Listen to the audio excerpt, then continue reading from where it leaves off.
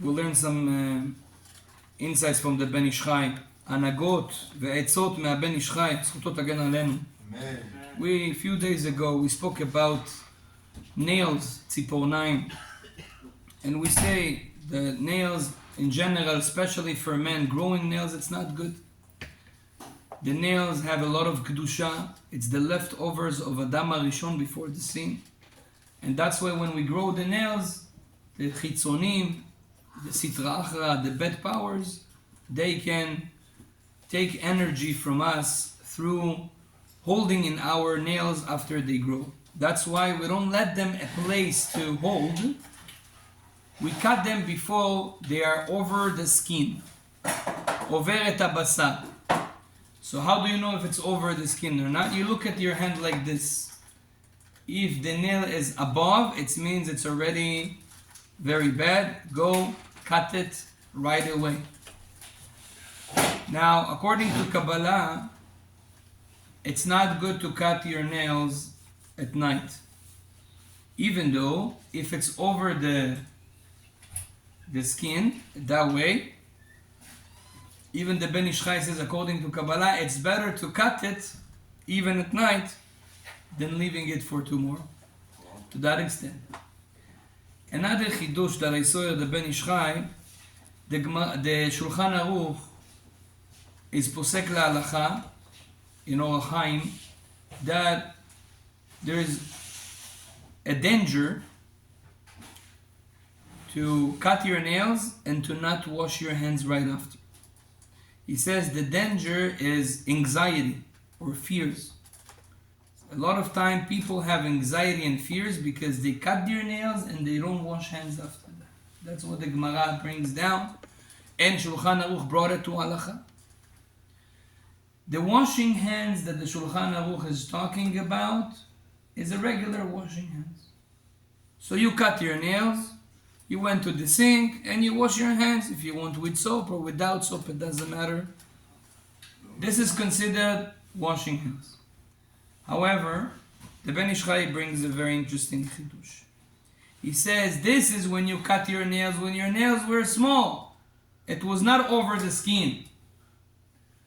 But if your nails were mamash big over the skin and you cut them, for sure sitra achra was holding there. And now it's not enough just to wash your hands with water. You need to do netilah with the vessel 6 times actually.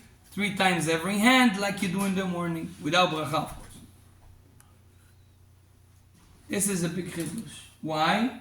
Because for sure there is ruach ra, there is a bad spirit there. כן צדיק. מה עם הרגליים? לא שתים רגליים בשביל, לא? נכון.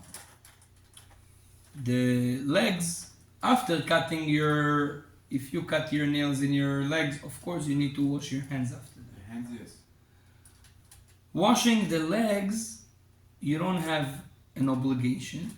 And the reason is because it's not going to help you.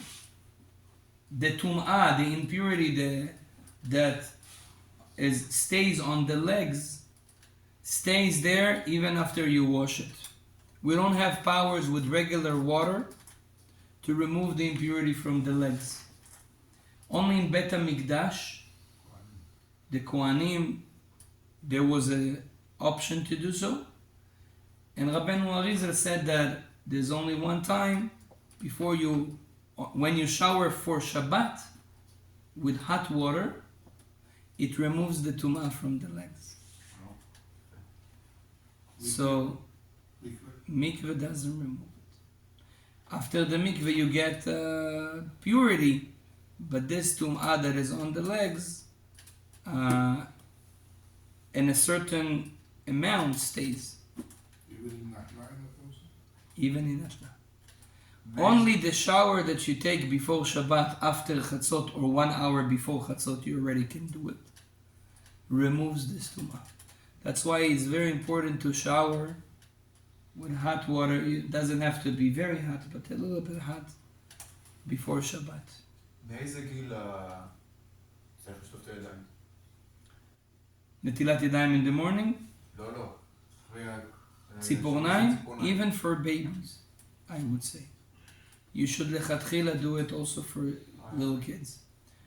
Now, the Ben Ish Chai has a very interesting question. What happens if a nail fell into food or drink?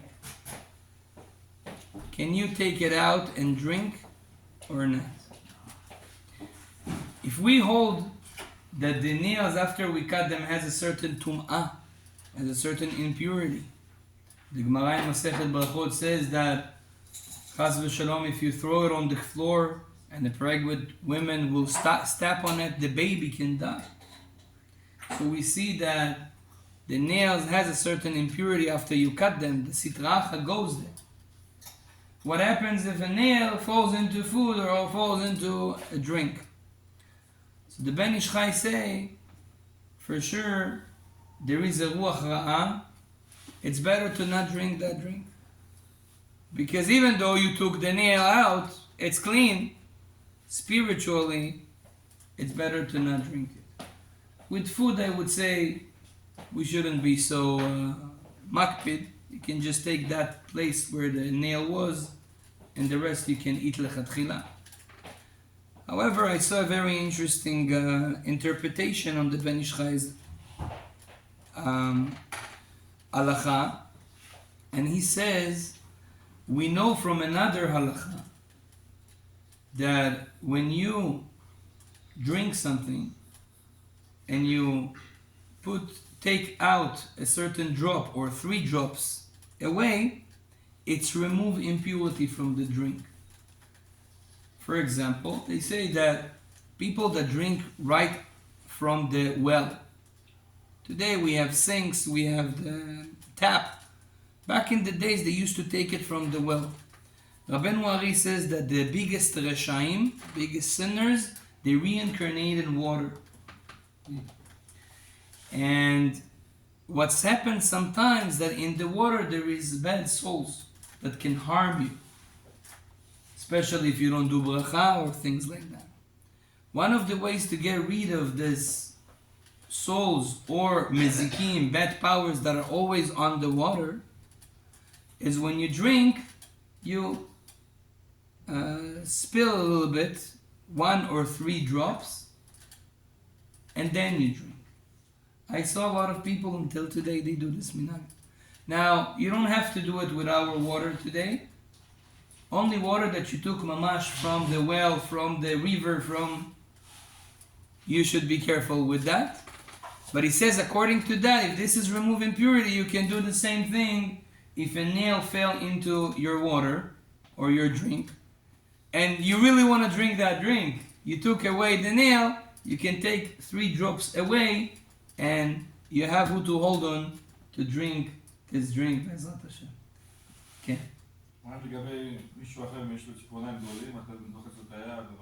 There's no problem with that. If someone that has long nails and he touch you, it doesn't make you impure.